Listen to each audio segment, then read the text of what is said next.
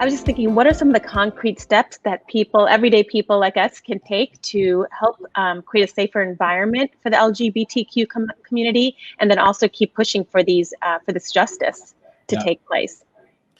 Well, I think that letting your voice be heard in whatever the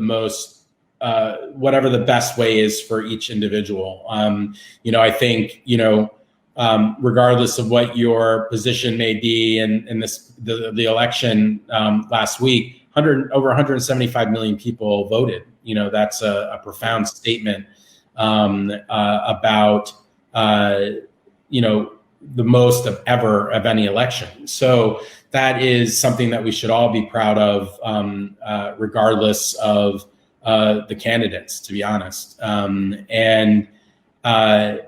I think that, to be honest, we have to be honest with ourselves about the forms of oppression that are going on in our society on a daily basis.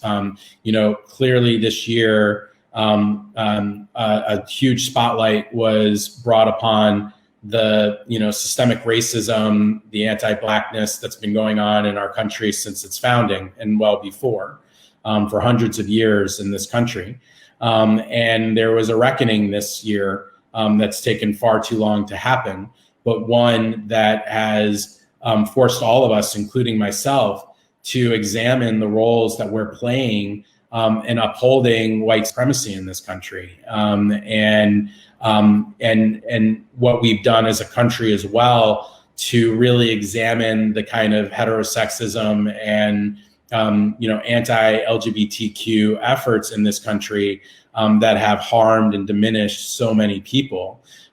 We were a country that was founded on a principle of freedom, but we still have a long way to get there. The first step is being honest, both with ourselves individually, as well as a collective society, about the realities of all of these forms of oppression. And I've only named two, and there's many others. We can talk about the, significant, misogyny that goes on in this country, and, that the Me Too movement in particular over the past few years has brought to the forefront. And so, we have to be willing as a society to be uncomfortable, as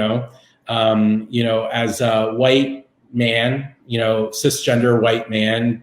I am gay, but I've benefited in my life because I am cisgender, because I am white, because I am a man.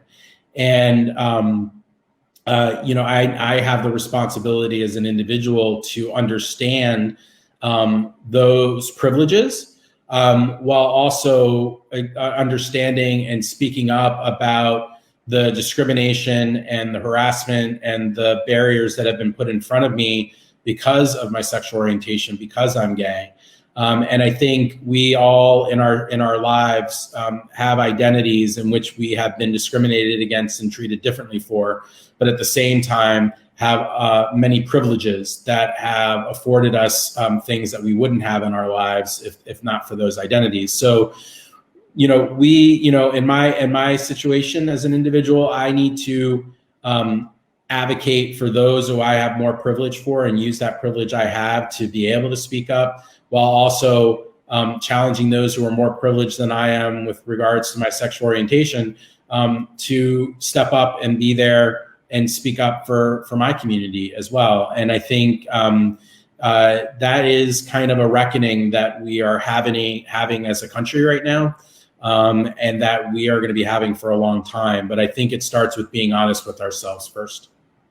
That's right. I think I just want to underscore 3 or 4 times the fact that you're saying even those who are privileged. So if you're a male, fighting for women, if you're not LGBTQ, you're fighting for LGBTQ. It takes all the communities, even the ones who are not part of that one community, to speak up and also, validate those needs and the justice for every type of person, regardless of their gender or any of the biases that come up.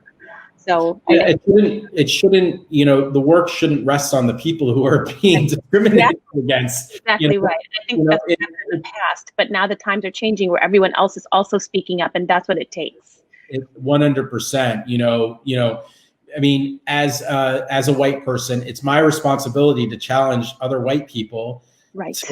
to own up to the privileges that we have, and to own up to the realities that BIPOC people in this country face every day. It shouldn't be on BIPOC people to be the ones to Right. educate white people. It's white people's job to learn about that, as just as it is for straight and cisgender people to do the work to understand the realities of LGBTQ people in this country, and to put that burden, which has been on any marginalized population, the burden has rested on them, and it's effing exhausting.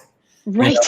It's exhausting. Right. Well, the populations are also smaller. They're just so small. You have to broaden that.